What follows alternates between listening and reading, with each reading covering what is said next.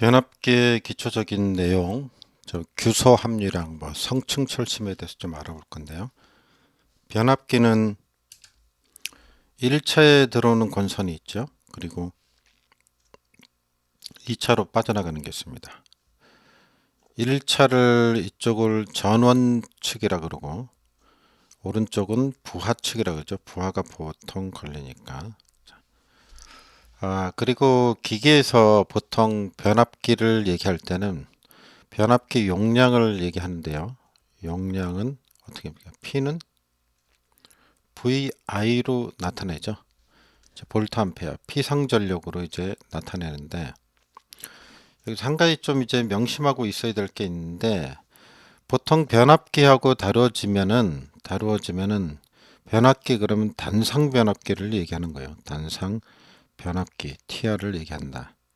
그래서 문제에서 삼상이다 이런 말이 없으면 무조건 단상으로 생각해야 된다는 거. 이거 좀 기본적으로 잘 알아야 돼요. 좀 문제풀이 하다 보면은 이걸 전류 I를 구하라 그래요. I를 구하라 그러면 I는 V분의 P를 써야 되는지 루트 3 V분의 P를 써야 되는지 막 헷갈려 하시는 분들이 있단 말이에요. 실제로 이제 이거 정리를 좀 잘 하셔야 돼요. 별거 아닌 것 같은데. 그래서 삼상일 때 P는 어떻게 합니까? 루트 3 VI로 우리가 표현을 하잖아요. 이건 세 가닥 값입니다. 세 가닥. 한 가닥이 아니고 세 가닥. 삼상일 때. 이건 몇 가닥 값이에요? 여기 나온 건요. 두 가닥 값입니다. 두 가닥. 여기 지금 그림에 있는 변압기. 이거를 얘기하는 거죠. 그래서 이거를 좀 구분을 좀 확실하게 했으면 좋겠습니다. 그래서 시험 문제에서 변압기 그러면 용량 P 그러면은 VI 그죠? 볼트 암페어 P 상전력으로 가고 이게 바로 단상 변압기를 한다. 단상 변압기를 얘기한다라는 것을 알고 계셔야 된다. 이런 얘기입니다. 그리고 삼상일 때는 P는 루트 3 VI 이렇게 볼트 암페어로 간다는 거. 그래서 보통 문제에서는 전류를 잘 안 주어지기 때문에 전류를 구할 때 여기서는 I는 V분의 P로 구하셔야 되고요. 여기 삼상 이런 말이 나왔다 그러면 루트 3 V분의 P로 가야 된다는 거.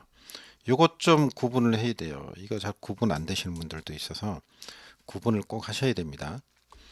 그리고 이제 이 변압기에는 뭐가 있어요? 여기 철심을 감죠. 철심. 이 철심을 성층을 하는데 여기 쓰는 이 철심은 규소를 함유하게 됩니다. 이게 전부 다 철로 만드는 게 아니고 95.5%에서 96%가 철이고요. 나머지는 뭐냐? 나머지는 규소를 넣습니다. 규소를 섞는다고요. 그럼 95.5에서 96이니까 어떻게 된 거예요? 4에서 그죠? 4에서 4.5%가 되는 거죠. 이게 규소가 들어간다는 거. 그때 이것도 이제 시험에 이제 물어보는 내용이니까 규소 함유율을 꼭 알아둬야 됩니다. 뭐 개인적으로 철심의 이 양 95.5에서 96% 정도 들어간다. 이렇게 96 정도를 기억을 하면 나머지는 규소니까 기억하기 쉬운 것 같습니다.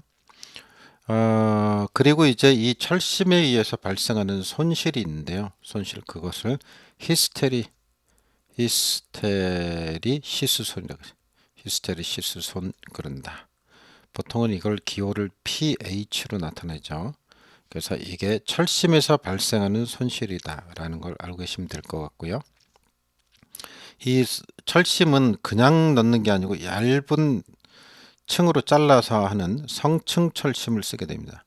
성층 철심이다. 성층 철심을 쓰게 된다. 이거는 왜 그런지 성층 철심을 쓴 이유는요. 바로 와류선을 줄이기 위해서 그렇습니다. 와류선. 뱅뱅 도는 와류선이죠. 와류선을 감소시키기 위한 목적이다. 이 내용도 꼭 아셔야 되겠고. 그 다음에 여기서 이제 공식이 하나 이제 중요한 공식이 이 철심은 P2라고 하는데 이건 강판의 두께, 성층, 철심의 두께의 제곱에 비례한다는 사실입니다. 뭐에 비례한다고요? 제곱에 비례한다고. 그러니까 철심은 P2는 어떻게 해요? 이 두께입니다. 철심의 두께의 제곱에 비례한다. 이 내용까지는 좀 꼭 알아두셔야 되겠습니다.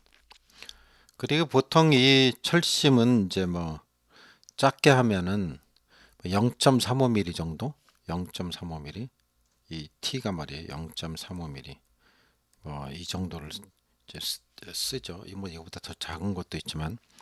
그래서 여기서 이제 기억해야 될 내용들은, 자, 규소 함유량, 그죠? 그 다음에 와류손, 히스테리스손 두 개, 그 다음에 이 공식, 그죠? 이 비례 관계를 알아두셔야 되겠다는 얘기죠. 이 기초적인 사항이니까. 그래서 히스테리시손, 와류손, 성층 철심, 철심에 대해서 좀 간단하게 알아봤습니다. 다시 변압기를 봅니다. 1차 측에 권선이 감겨 있고 2차 측에 권선이 감겨 있죠. 그러면 1차 측에 우리는 그 전류가 흐르게 되면은 이제 전압에 의해서, 예를 들어서 V가 이제 100V가 가해졌다고 보겠습니다. 100V가 가해지면 이 100V의 전압에 의해서 I라는 전류가 흘러 들어가겠죠. 이쪽으로 흘러 들어가겠죠. 자, 그러면 여기를 돌아서 이제 이쪽으로 이제 전류가 흐를 텐데, 이 전류에 의해서요, 이 전류가 여기 흘러가겠죠. 이 전류에 의해서 2차 측에 이 전류, 여기 코일에 흐르는 전류에서 코일에 또 자속이 발생을 해서 기전력이 발생을 하게 됩니다. 다시 1차 측에 흐르는 전류에 의해서 자속 파이가 발생을 하고요. 그리고 자속이 뭐 이렇게 흘러간다고 보겠습니다. 이렇게 흘러서 돌아가겠죠. 돌아가는데 여기 코일에 전류가 흐르니까 이 흐르는 전류에 의해서 또 기전력이 발생을 한다. 이게 역기전력이라 그래야죠. 자, 이거 들어오는 거를 우리가 V라 그런다 그러면 여기에 발생하는 역기전력은 우리는 E라 그럴 수 있습니다. E라 그럴 수 있어요. 역기전력이 발생을 한다. 그리고 이것은 들어오는 V나 여기서 발생한 역기전력의 기전력의 크기는 동일합니다. 동일하다는 거. 그 변압기의 개념이 이런 거예요. 그래서 동일한데 이쪽이 100이면은 이쪽도 100이다 이런 얘기죠. 그럼 기전력이 동일하잖아요. 그럼 이 역기전력에 의한 전류는 어느 방향으로 흘러가느냐? 이쪽 방향으로 흘러갑니다. 반대다. 방향이 반대야. 그죠? I는 이렇게 흘러가고 이렇게 하고 이쪽으로 나오죠. 나와서 I가 이쪽으로 흘러가는데 역기전력은 어떻게 해요? 이쪽 방향으로 간다. I가 이런 서로 이제 거꾸로 가는 거죠. 그래서 서로 힘이 팽팽해서 기전력이 100이기 때문에 전류가 흐릅니까? 못 흐릅니까? 그래서 전류는 흐르지 못한다. 부하가 연결 안 됐을 때입니다. 무부하 시 그래서 전류가 흐르지 않는다. 전류는 이제 흐르지 않는다 이런 얘기죠. 그리고 자, 요게 중요하고요. 어떻게 해요? 전압을 가하면 그 전압에 변압기에 감긴 코일에 의해서 똑같은 역기전력이 발생을 하는데 그 기전력의 크기가 같기 때문에 전류는 서로 흐르지 않는다. 무부하일 때 흐르지 않는다 이런 얘기죠. 그리고 두 번째는 이 위상인데 이 기전력과 1차 측 전원 전압과 이 기전력과의 위상은 180도라는 겁니다. 180도. 서로 반대잖아요. 그러니까 팽팽한 거니까. 같은 방향이 아니니까 평형이 유지되는 거죠. 그래서 180도다. 다시 말해서 파이만큼 차이가 난다. 이것도 꼭 중요한 거니까 알고 계셔야죠. 다시 1차 측에 인가되는 전압과 이의 코일에서 다시 발생하는 역기전력은 같다. 이렇게 얘기 들었습니다. 그리고 위상이 180도 차이 난다. 근데 이건 사실은 좀 이론적으로 좀 이렇다는 거고, 사실은 여기 코일이 감겨 있으니까 이 저항에 있어서 저항 때문에 이제 전압 강화가 생기겠죠. 전압강화가 좀 생깁니다. 전압강화가 생기기 때문에 이 V하고 기전력 E에 있어서 전압강화가 생겨서 사실은 이 기전력이 이 V보다는 그죠? 코일의 전압강화가 생기니까 좀 낮겠죠. 그죠? 이게 좀 낮다. 조금 낮다. 그러니까 이쪽이 조금 크다 이런 얘기죠. 그죠? 그래서 이쪽이 뭐 100 정도 된다 그러면 여기 1 정도 빠진다. 이렇게 봤을 때 이거는 이제 아주 작은 거죠. 그래서 여기 뭐 99V가 걸린다. 뭐 이러면 1V 차가 나는 거잖아요. 차이가 1V가 나잖아요. 그럼 어쨌든 1V 차에 의해서 전류가 1V에 해당하는 그죠? 전류가 흘러갈 거 아니에요. 그 저항이 예를 들어서 뭐 여기 뭐 1옴이다 걸리는 게 여기서 걸리는 게 1옴 정도가 된다. 그럼 전압강화가 1V가 생길 거 아니에요. 그러면은 전류가 I는 어떻게 거기에 생기는 전류가 R분의 V니까 저항이 1옴이면 여기 100이고 그죠? 그러면 어떻게 돼요? 여기 100이 되면 안 되지. 전압이 차이가 흐르는 거니까 1V 정도가 흐른다고 봐야죠. 그럼 여기가 1이면은 이게 1A 정도가 흐를 거 아니에요. 그러니까 이제 상당히 적은 전류다. 그래서 이 전류를 뭐라 그러면 I0라 그래서 여자 전류입니다. 그러니까 여기하고 여기 전압 차이에서 실제 변압계 이론상으로는 같다고 보는데 실제 변압계에서 그저 조그맣게 생기는 그 전류의 흐름이 있는데 그걸 I0라 그런다 이런 얘기죠. 그러니까 원래 코일에 감겨 있는 전압 강화 때문에 이제 그 전압이 차이가 나니까 이쪽 입력축하고 이제 역기전력하고 차이가 나니까 이렇게 그거를 여자 전류라 그런다. 뭐라 그런다고요? 여자 전류라 그런다. 그러니까 여자 전류의 개념을 우리가 알 수 있는 거죠. 아, 이런 걸 얘기하는 거구나. 여자 전류 많이 들어봤잖아요. 그래서 우리는 아이제를 여자 전류라 그러지만 이건 무부하 전류라 그러죠. 무부하 전류. 그러니까 부하를 안 걸었는데 흐르는 거. 그죠? 그런 전류를 얘기한다. 이렇게 알고 계시면 되겠습니다. 다시 한번 정리합니다. 1차 측에 전압이 V가 걸릴 거고 여기에 코일의 전류가 I가 흐르게 되면 이 I라는 전류에 의해서 또 자속이 발생을 하게 된다. 그죠? 원래 V에 의해서 발생하는 자속 파이가 있을 텐데 그죠? 이 코일에 의해서 흐르는 전류 때문에 또 반대 방향으로 파이가 발생한다. 그러니까 역기 전력이 발생한다. 그게 뭐다? E라고 써볼 수 있다. 그래서 V와 E는 이론적으로 같다. 이렇게 보면 된다는 얘기죠. 하지만 실제적인 변압계에서 여기에 코일에 의해서 코일 때문에 전압 강화가 발생한다. E가 아주 작다. 그죠? 아주 작은 전압 강화가 생기는데 이 전압에 의해서 흐르는 전류가 있는데 그죠? 이 전압에 의한 전류를 I0라고 쓰고 보통 부하가 안 걸었을 때 무부하 전류라고 부르고 또는 여자 전류라고 부른다. 자, 여기까지 정리했습니다. 그래서 꼭 알아야 되는 사항입니다. 다시 한번 봅니다. 1차에 코일 있고 2차에 코일 있으면은 우리 1차에 전류가 흐르게 되면 전류에 의해서 여기 역기전력이 E1이 발생을 하고요. E1이 발생을 한다 그랬죠. 그래서 여기에 의해서 또 생긴 자속이 이쪽으로 이동을 하겠죠. 1차에서 생긴 게. 그러면 여기 코일이 있죠. 여기 코일에 또 어떻게 자속에 의해서 전류가 또 흐르게 되겠죠. 그래서 여기 또 역기전력이 E2가 발생을 합니다.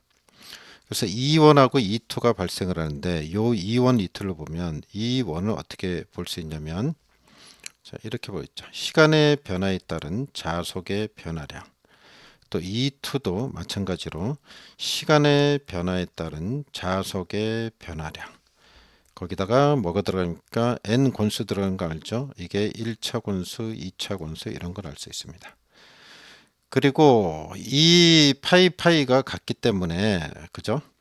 파이가 같기 때문에 우리는 여기서 이게 같은 걸 알 수 있죠. 그럼 이걸 이제 무시해 버리면 결국은 이 1차의 기전력과 N1은 이제 비례관계에 있는 거죠. 이게 비례관계. 그래서 결국은 영향을 미치는 거는 이 전압에 기전력에 영향을 미치는 거는 이 권수라는 거를 우리가 알 수 있습니다.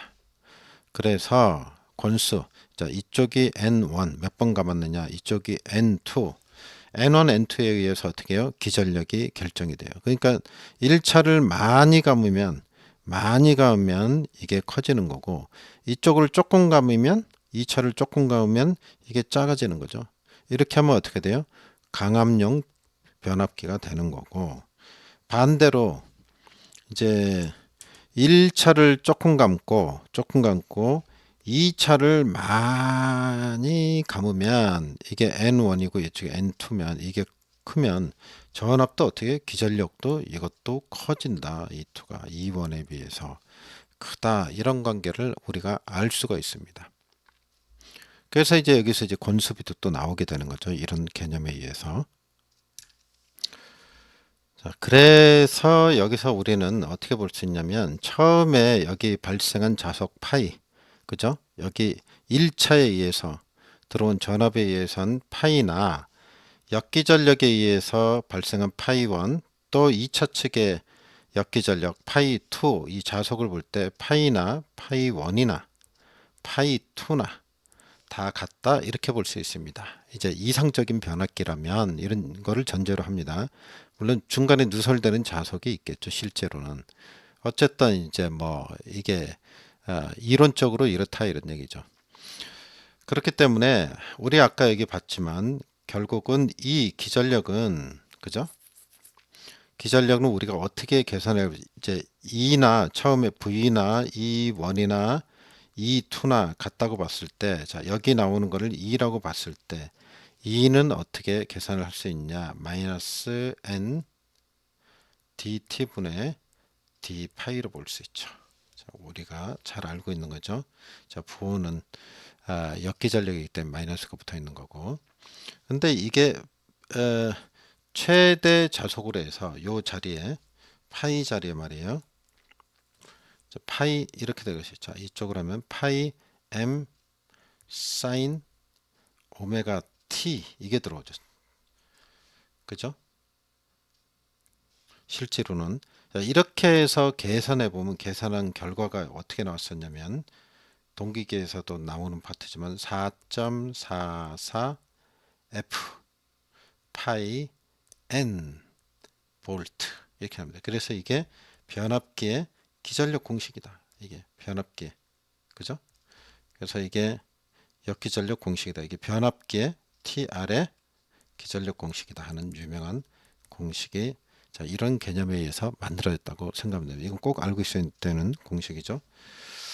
그래서 저는 이게 4.44 폰이다 이렇게 외우시면 돼요. 4.44 폰, 핸드폰 할 때 폰처럼 기억을 하시면 되겠습니다. 이게 파이가 같다 그랬으니까 만약에 여기다가 1자를 붙이면 전부 다 1차가 되는 거고 2자를 붙이면 2차의 역기전력이 된다. 동일하다, 이렇게 보시면 되겠습니다. 공식을 한번 다시 써보겠습니다. 꼭 아셔야 되는 공식이기 때문에 역기전력, 기전력의 공식은 4.44 폰. 자, 이렇게 된다, 이런 얘기죠. 여기서 우리는 요 자속 파이 있죠. 자속 파이는 조금 더 생각을 해보면 식이 변형이 될 때 우리 그 자석 밀도 얘기할 때 보면 자석 밀도에서 파이가 나오죠. 단위 면적당 자석의 밀도를 얘기하는 거죠. 이게 웨버 퍼 제곱미터죠. 단위 면적당 이렇게 나오는데 여기서 우리는 어떻게 했어요? 파이를 구하려면 B에다가 S를 곱하면 파이가 되는 걸 알 수 있죠. 그래서 결론은 이제 그래서 요 파이 대신에 뭘 쓸 수 있다? B S로 우리가 써볼 수 있다, 이런 얘기. 자석 밀도와 면적을 써볼 수 있다, 이런 얘기가 되겠습니다. 문제에서 이제 자석 파이를 구하라 그러면 우리가 어떻게 구하면 되겠습니까? 요 파이만 빼고 넘기면 되죠. 그죠? 그러면 어떻게 돼요? 쫙 하고 4.44, 그죠? 폰에서 5가 빠졌으니까 n 올라가고 기전력 2 이렇게 하면 되겠죠. 자, 이렇게 자속을 구하라 그럴 때, 이렇게 이 공식에서 역시 구해 볼 수가 있다 이겁니다. 그러니까 그 이 공식을 이제 이용을 하는 게 중요하죠. 그리고 여기서 우리는 이 2라는 역기전력 2가 만약에 안 주어졌다 그러면 1차 측에 가해지는 전압 있죠. 이거 갖고 여기에 역기전력 E1, E2는 같다 그랬죠. 그러니까 요거는 역기전력은 같다 그랬으니까 요걸 넣어야 되는데 없을 경우는 어떻게 해요? 같으니까 이 두 개가 같기 때문에 이거를 대입을 해서 또 문제를 해결을 할 수가 있습니다. 그리고 이제 하나 더 하면 뭐 자속 밀도를 여기서 구하라. 변압기에서 자속 밀도를 구하라 그러면 아까 BS를 이제 집어넣었으니까 B에 대해서 정리를 하면 되죠. B에 대해서 정리를 하면 어떻게 갑니까? 그러면 B는 나머지를 어떻게 해요? 4.44 그죠? 그 다음에 FN 이렇게 들어갔고 그 다음에 S가 여기 들어오겠죠. S 그죠? 자, 그 다음에 기전력 2가 들어간다. 어쨌든 위의 식을 이제 알고 있으면은 다 알 수 있는 거죠. 그리고 이제 여기서 이제 서로 어떤 관계에 있는지 뭐 예를 들자면 자속 밀도와 주파수의 관계, 그죠? 뭐 이런 관계들 여기서 다 알 수가 있죠. 그래서 그렇게 하시면 되겠습니다. 자, 여기까지 이제 요 식을 좀 잘 정리를 하시기 바랍니다. 위의 식을 하나를 기억을 하면 되는 거고, 그 다음에 여기 BS가 대체될 수 있다. 자속 대신에. 자, 그런 생각까지를 하시면 나머지는 무난하게 해결할 수 있을 것 같아요. 권수비에 대해서 좀 알아보도록 하겠습니다.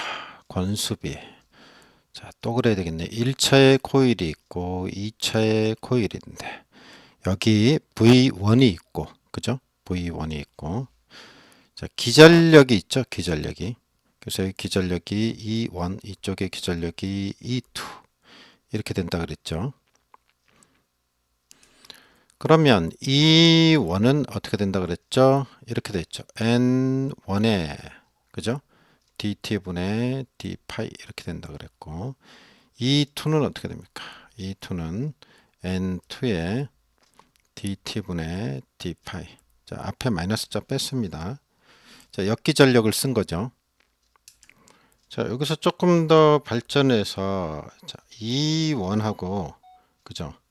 E1하고 N1은 비례 관계에 있는 거죠. 자, E2하고 N2는 비례 관계에 있는 거죠. 자, 근데 뭡니까? 전류를 우리가 따져보죠. 전류. 전류가 있다 그러면 전류가 크면 어떻게 될까요? 이거 역시 자속 파이가 전류가 크면 이게 커지겠죠. 그래서 전류를 이렇게 비교를 해보면 I1, I2가 온다 그러면 자, I2도 그죠 비례 관계에 있는 거죠. 그래서 우리가 이걸 만약에 이퀄 관계를 시켜본다 그러면 이퀄은 되는 건 아니지만 자, 이 비율을 따져볼 때 자, 이건 서로 이제 비례한다고 볼 수가 있죠. 우리가 사실은 그 코일을 감으면 쇠막대에다 코일을 막 감으면 여기에 그 역기전력의 크기라는 얘기는 여기에 이제 전류가 흐르게 되면 여기 자속이 발생하죠. 자속 파이. 그죠? 이제 자속 파이는 코일을 많이 감아도 세지고 전류가 많이 흘려도 세지죠. 그죠? 그래서 권수와도 비례관계고 전류와도 비례관계인 걸 알 수 있습니다. 그래서 이거는 우리는 원래 에, 이거 전류하고 권수를 곱하면 우리 그 자기에게서 F라고 하는 것처럼 자 어쨌든 이렇게 해서 이 관계가 이런 관계가 되는 걸 알 수 있습니다. 그러면 여기 우리가 이제 비례식이니까 I1하고 E2하고 이거를 우리가 비교를 해봤을 때 이렇게 쓸 수가 있죠. 이 투분의 E1 관계는 E1 관계는 이렇게 I1, I2 관계라고 볼 수 있죠. 우리가 이걸 이제 마치 같은 것처럼 이렇게 이퀄처럼 놓고 본다 그러면 이렇게 E1, I1 이렇게 되는 거죠. E2, I2 여기다 또 이렇게 넣어볼 수 있죠. N2분의 N1 이런 관계를 이렇게 보면 이렇게 묶어볼 수 있는 거죠. 그래서 I1, N1은 I2, N2 이런 관계. 자, 이렇게도 볼 수 있습니다. 이 정리하면은 여기서 나오는 결국 건수비는 저기서 어떻게 나오냐면 N2분의 N1 이거는 I1분의 I2로 이렇게 볼 수 있습니다. 이렇게 하면 N1, N2는 자 여기서 N1, I1 이거는 어떻게 돼요? I2 자 N2부터 N2 I2 이런 관계로 볼 수 있다 이런 얘기죠. 자 이게 식이 나타내는 게 이 관계다 이런 얘기죠. 이거 이제 자기 학에서 얘기하는 이제 F로 볼 수 있죠. 이게 F1이라 그러면 이게 F2. 그러니까 이건 기전력하고 봤을 때 기전력이 똑같기 때문에 이걸 같게 볼 수 있다 이런 얘기입니다. 그래서 저도 전에는 옛날에 이상하게 생각했는데 N1, N2인데 왜 전류는 I1이 아래 올까? 그죠? I2가 위에 가고 다른 건 2, 1, 2, 1인데 이거는 1, 2잖아요. 자, 그래서 그렇습니다. 이렇게 요거 이렇게 이거 2는 2끼리 1은 1끼리 이렇게 결합이 되죠. 그래서 그 관계가 똑같다. 이게 전부 다 어디서 오는 거냐면 1차의 기전력, 역기전력 E1과 2차의 역기전력 E2가 같은 걸로 보기 때문에 여기서 오는 거죠. 그죠? 그러니까 1차에 있는 권수나 전류, 2차에 있는 권수나 전류 이게 같다 이런 얘기죠. 왜? E1하고 E2가 같은 걸로 보면은 그런 관계에 있다는 걸 알 수가 있는 겁니다. 그래서 권수를 얘기하면 권수가 권수 A는 N2분의 그죠? N2분의 N1이 오는데 전류가 올 때는 I1이 아래쪽으로 가는 거죠. I2가 위쪽으로 가는 거. 좀 설명이 좀 약간 복잡하게 된 것 같기도 하는데 자 어쨌든 기전력 E1, E2가 같은 걸로 봤을 때 이런 관계가 성립된다. 비율이. 그죠? 그래서 우리가 알고 있는 권수비를 다시 쭉 써보면 자 위에다 그냥 쓰죠. 이것도 있지만 어떻게 돼요? 기전력을 볼 때 E2분의 E1 이렇게 써볼 수도 있고 어떻게 돼요? V2분의 V1 V2분의 V1 이거 표시만 다르지 사실은 같은 겁니다. 이게 역기전력 2차 전력 2차 전압 그죠?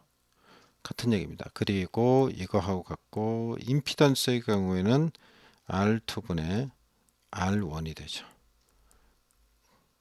임피던스도 마찬가지겠죠. 2분의 1이 되겠죠. 이렇게 된다. 그래서 권수비는 잘 기억을 할 필요가 있다. 이런 겁니다. 자, 여기까지만 좀 정리해 봅니다.